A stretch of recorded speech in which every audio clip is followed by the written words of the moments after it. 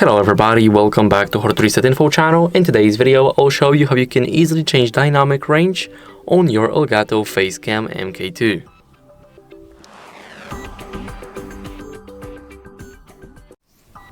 So first, what you guys need to do is open up the camera hub and now basically scroll a bit down, but before that make sure that the input is selected to our ELGATO Facecam MK.2.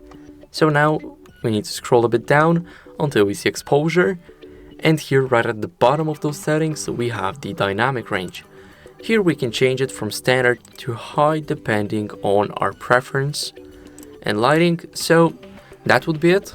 Thank you guys for watching. Make sure to leave a like, subscribe, and see you next time. Bye.